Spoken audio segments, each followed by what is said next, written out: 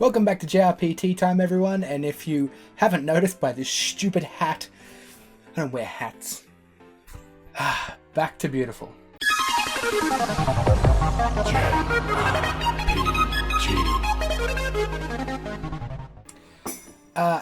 This is going to be about the Nintendo Switch. I've had it since the launch day, and I just wanted to talk a little bit about it.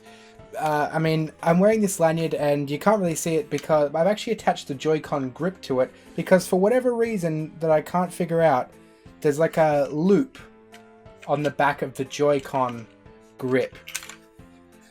I don't know. Alright, as for the tea, and this is a bonus JRPTea-Time, but there is going to be tea, I'm going to make vanilla slice because in keeping with the theme of Nintendo here, this comes up nice and red.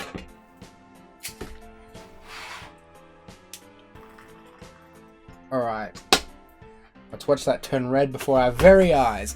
So yes, I'm going to talk about the Switch. It's awesome. It has to be said. Just the fact that I can take it anywhere, it really has already made me annoyed that I can't do that with my PlayStation 4 or Xbox One. There's already been multiple times where I've been playing Zelda or I Am Setsuna and I've just picked and I've literally just left the house because I'm going to a friend's house or something like that, and I've just taken it with me. And you just can't do that with any other console. And yeah, you've had to make some sacrifices. Yeah, it's not as powerful as a PlayStation 4 or Xbox One, but I don't know what people were expecting. Look at how small this thing is. This is the entire console. The fact that it gets the power that it does, the fact that it has the power that it does, is incredible. Quite frankly, the things like Fast Racing Neo, or Fast RMX, that game runs at 1080p 60 frames in docked mode on that, and it looks fantastic. And not only that, it's less than a gig in file size. And that's something that I wanted to touch on initially, was a lot of people complaining about the memory size of the Switch. And, oh, you know, games now are like 40 gigs and it's only got... Yeah, okay. Is it a little bit stingy of Nintendo to put only 32 gig of onboard memory? Yes. Because they could have stretched that out to 64 at probably not much of a cost, not much of an actual cost. I think 64 would have been good to have that as a base. The thing is, the world that we live in now with these ridiculously sized games isn't the reality we have to be living in. There's only a couple of things that add up to these ridiculous file sizes, and it just comes down to lazy developers. You've got just games with tens of gigabytes worth of uncompressed audio files, and that's it. And because having them uncompressed maybe allows you to squeeze out the tiniest little bit more performance.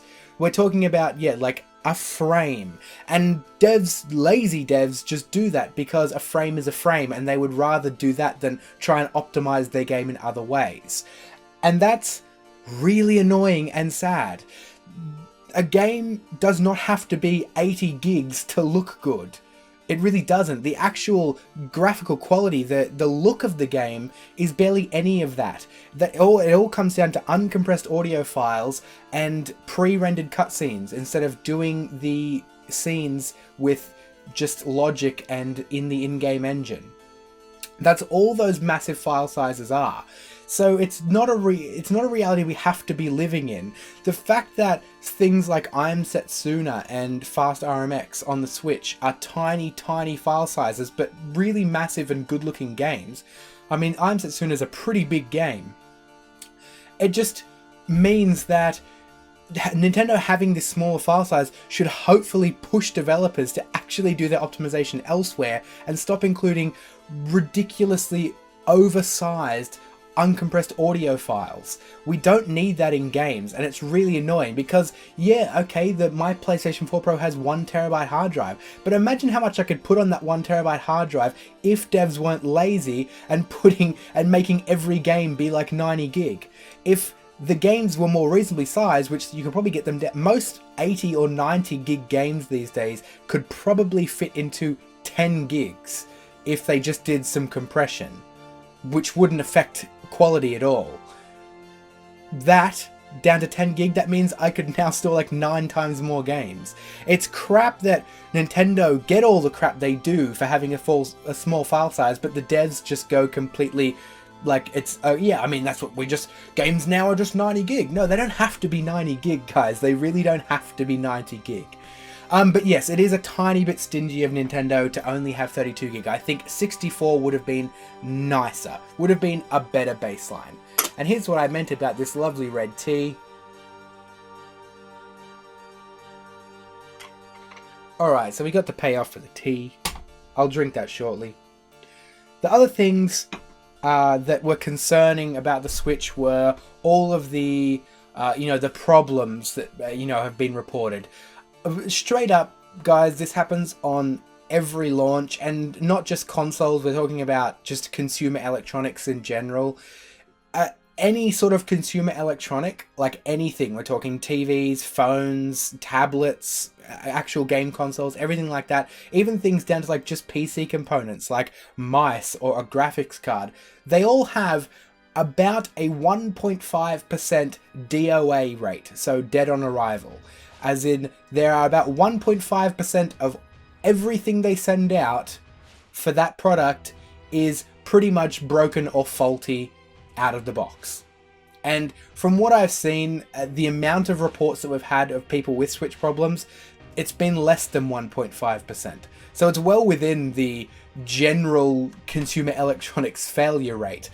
I think there was like a couple of hundred reports or something about the dead, like the black screens or the whatever that color screen was that were setting them dead. Like, yes, it is a concern, but it's not like, it's really not a wide range of things. You think about the amount of reports we've had, even if we've had a couple of thousand, the first shipment of the Switch was 3 million consoles, and that's sold out.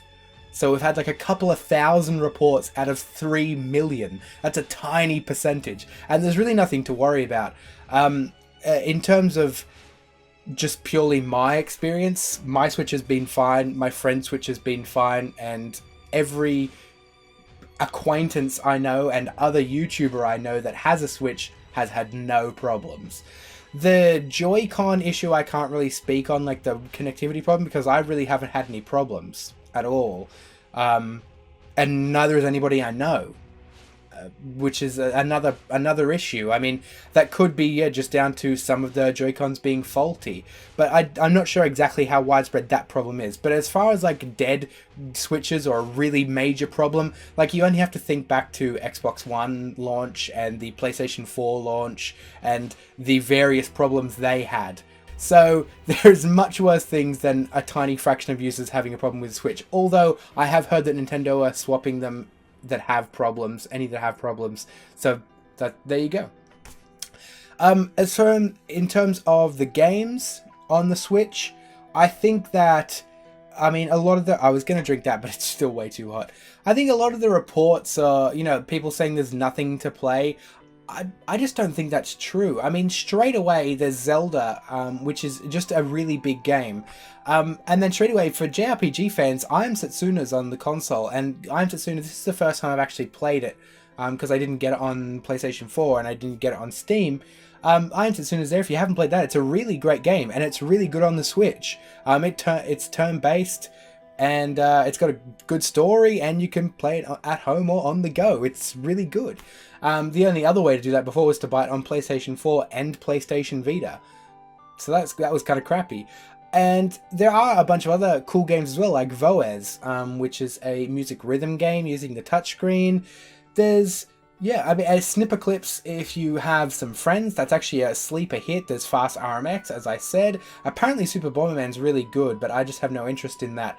But the thing is that launch, like initially on launch, you really don't want like all of your games on launch. Back when the Wii U launched, it actually had one of the largest launch libraries of all time, and look where it got it. I think that why would you want to have like 8 games on launch day that you want to buy? I've never understood that, because well, you're not going to be able to play 8 games on launch day. You're going to be able to play like 1 game on launch day. So you should really just have 1 killer app on launch, or at least a couple of killer apps on launch, which the Switch has, and then you bring out bigger releases as you move on. And that was what was said. Nintendo said that they were going to intelligently space out their big releases, and I think that's what they're doing. You've got Splatoon 2 coming up soon, which I really can't wait for, and Mario Kart 8 Deluxe, which is really good, especially for people who haven't had a Wii U. Like, Mario Kart 8 is amazing, and I have played the new battle mode, and it's really good. So yeah, I think it's fine. It's probably not going to get the major third-party support, but there's third-party support in 2 different ways. If we think back to the Wii, okay, that didn't get like all the ports. That didn't just get like random third-party ports, but it did have a lot of third-party support. But the Wii was just so successful that third parties weren't porting their games over. They were actually making new original exclusive games for the Wii instead. And to be honest, there's one thing I've always thought that the Switch would probably pick up, and that is the very large Japanese PlayStation Vita development crowd. The PlayStation Vita has so many games on it, and so many like sleeper hits, so many hidden gems, and it continues to have like the most exclusives of any console, like coming out year on year. There are so many games coming out this year for the PlayStation Vita, and I truly believe that before too long, they're not going to be PlayStation Vita exclusives anymore. They're going to be PlayStation Vita and Nintendo Switch exclusives, because the Switch in essence is just a much more powerful and easy to develop for PlayStation Vita. The PlayStation Vita is incredibly difficult to develop for. It's got 256 meg of RAM for a start, so it's really hard to develop for, and I really see that crowd moving over to the Nintendo Switch. It's got everything they want in a console, it's easier to develop for, and it's an awesome console. And as long as it gets that kind of support, like it doesn't need, I don't think it needs like every FIFA every year and every NBA and like every COD. It just doesn't need that, because the Nintendo console has, for the last, like several years now at least, has always been the complementary console. It's the console you have in addition to your main console or PC. You play your main games, the big AAA stuff, on PC or your console of choice, and then you have the Nintendo console for the Nintendo games and the unique experiences that only the Nintendo console can bring. And that's what I really I can understand, but I guess a lot of people don't seem to understand that. If Nintendo just released basically a PlayStation 4 Pro, like if the Switch didn't have the take out of the dock and move anywhere thing, if they just released a new console and called it the Nintendo whatever, like the Nintendo NX, and it was just a PlayStation 4 Pro with a Nintendo badge on it, it's not going to be successful. Why would it be successful? There's already a PlayStation 4, there's already an Xbox One that do the same thing. Why would that be successful? Yeah, the Nintendo first party games would sell some consoles, but it's not going to convince people to like up and leave their platform of choice just to move over to Nintendo, because PlayStation and Xbox have their own exclusives. Like, Nintendo has to do something different. They can't just have a powerful console and an x86 architecture, because why would anyone buy it? People need to understand that Nintendo have to be different. If they're not different, then they're just not relevant anymore. I really don't think that's going to be a problem. I really don't. I think that it should be a pretty successful console.